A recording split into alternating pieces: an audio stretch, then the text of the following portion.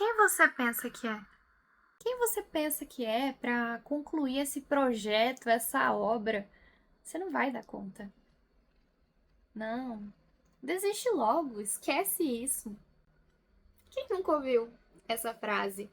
Seja de alguém ou até dentro da sua própria cabeça, fazendo você se sentir um impostor, uma fraude, alguém fraco, alguém incapaz de dar conta de um projeto que muitas vezes parece ou até é maior do que você. Pois é, seja muito bem-vindo a Jesus e Arte aqui no YouTube e hoje a gente vai falar sobre a Síndrome do Impostor e tudo aquilo que tenta nos impedir, nos paralisar de dar continuidade a algum projeto.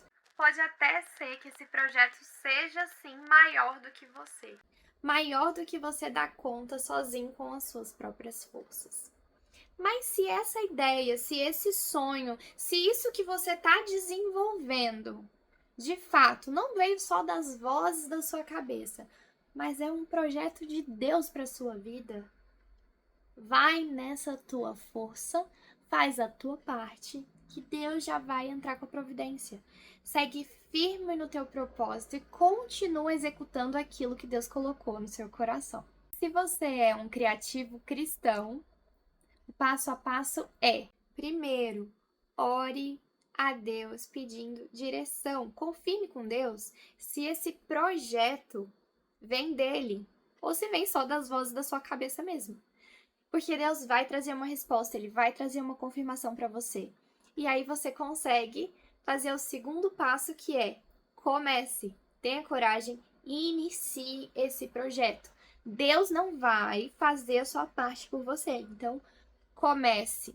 E aí Deus continua te instruindo. Ele vai te dar o primeiro passo, mas ele também vai te dar o próximo passo. O terceiro passo é: tenha foco, não se distraia.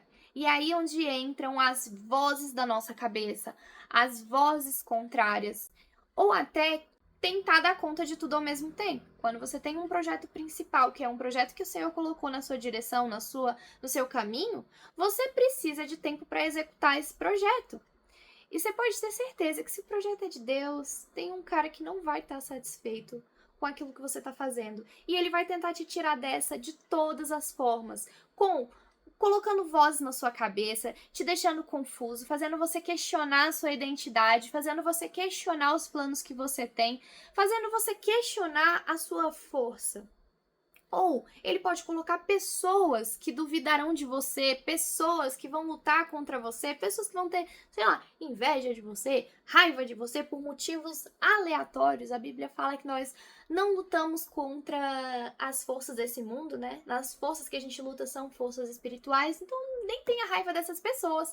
A gente sabe quem tá querendo trabalhar através da vida dessas pessoas para nos afastar daquilo que Deus tem pra gente.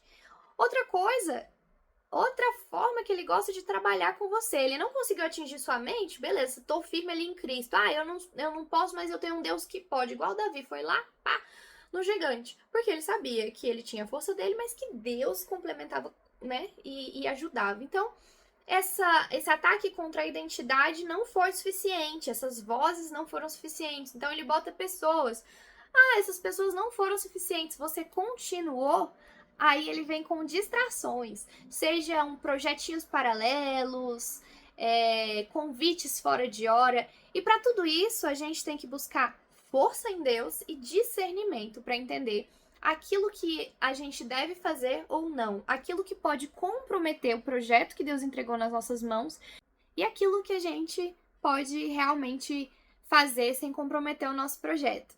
Então, para exemplificar um pouco o que eu falei aqui, eu queria contar um pouquinho da história de Neemias. Poxa, Gabi, será que você não tem nenhuma vivência, nenhuma história sua?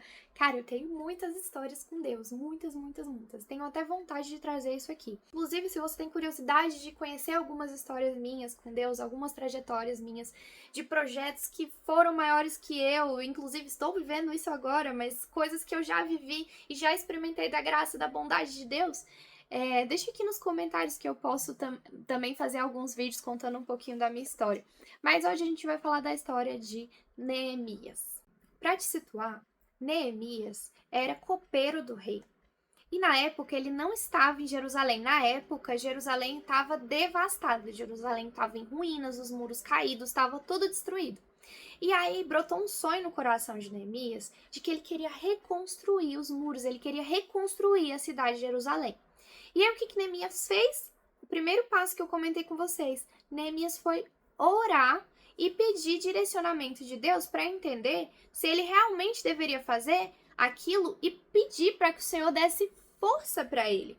Não só Neemias orou, como Neemias jejuou. E isso é também uma arma espiritual. Se você é cristão, se você é um criativo cristão, tem grandes projetos, cara, o jejum faz parte desse processo de busca de Deus e santificação para que você esteja mais sensível a ouvir a voz de Deus. E aí, finalmente, ele fala aqui, Neemias 1:11, Senhor, que os teus ouvidos estejam atentos à oração deste teu servo e à oração dos teus servos que têm prazer em temer o teu nome. Faze com que hoje este teu servo seja bem-sucedido, concedendo-lhe a benevolência deste homem. Ele era copeiro do rei. Então ele dá o primeiro passo. E ele vai com medo mesmo, tá? Aqui em Neemias 2:2, ele vai no rei, que é o chefe dele, né, para pedir para poder ir lá reconstruir os muros de Jerusalém. Com semblante triste, o rei vai lá e pergunta: o que está acontecendo com você? Por que você está com essa cara? E ele fala assim, com muito medo, continua aqui no 3. Eu disse ao rei, que o rei viva para sempre, como não estaria triste o meu rosto se a cidade em que estão sepultados os meus pais está em ruínas e as portas foram destruídas pelo fogo. E aí o rei pergunta, né, o que ele gostaria de pedir. E aí ele faz uma série de pedidos, ele tem coragem de pedir tudo aquilo que ele ia precisar para o rei. E aí, como ele orou, consultou o Senhor e fez tudo debaixo da orientação de Deus, e Deus tinha esse projeto para ele, Deus estava com ele nesse projeto, ele teve graça de Deus. E aqui fala, visto que a bondosa mão de Deus estava sobre mim, o rei atendeu os meus pedidos. E aí, esse é só o começo da história, tá? Ele finalmente vai com as pessoas para reconstruir os muros. Aí é que começa toda a confusão. Porque enquanto eles estavam construindo os muros, os inimigos, no nosso caso a gente já sabe quem é nosso inimigo, não estavam felizes com isso. Então, aí eles ficam tentando intimidar aquele povo para que aquele povo não construa os muros. Só que eles permanecem firmes, mesmo sendo ameaçados, mesmo sendo intimidados, eles continuam construindo. Quando eles estão quase no final da construção desse muro, depois de várias intimidações, aí vem a artimanha das distrações. Aqui em Neemias 6:2, Sanbalate e Gésem mandaram-me a seguinte mensagem: venha, vamos nos encontrar num dos povoados da planície de Ono. E aí Deus deu muita sabedoria para ele, porque ele responde assim: estou executando um grande projeto e não posso descer. Por que parar a obra e encontrar-me com vocês? Neemias permanece firme, com foco na missão que ele tinha. E aí vem essa figura que é Semaías, contratado pelos inimigos de Neemias para tentar distrair Neemias, e fala assim: vamos nos encontrar na casa de Deus, no templo, as portas fechadas, pois estão querendo matá-lo. E eles virão esta noite, ou seja, ele tenta colocar o medo. Só que no caso, Neemias ele não poderia entrar no templo naquele momento, porque ele não era um sacerdote. E aí ele tem discernimento de que aquilo ali não veio da parte de Deus, porque aquilo ali rompia com o que era correto, com o que eram as leis sagradas naquele tempo. Nessa história a gente vê intimidação, distração, tirando ele do foco, distração da palavra de Deus, distração de obedecer a Deus, tudo isso para confundir a nossa cabeça. Só que no meio do projeto, meu amigo, se Deus está com você, Ele vai te dar todas as ferramentas que você precisa para concluir essa obra. E quer saber de uma coisa?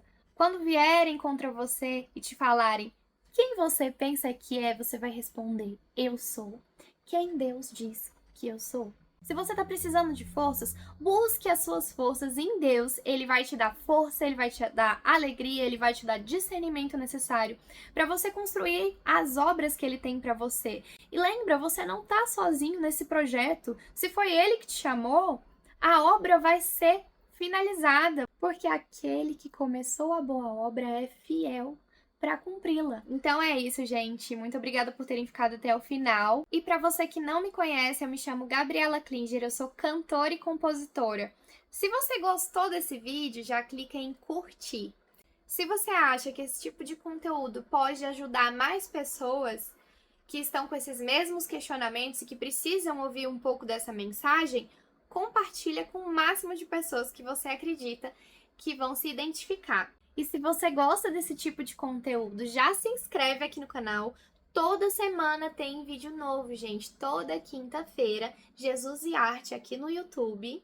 E também tem covers e tem músicas autorais aqui no canal. Então já se inscreve, ativa as notificações para você não perder nenhum conteúdo. Como eu falei, gente, toda semana tem vídeo novo. E é isso, fiquem com Deus. Até o próximo vídeo.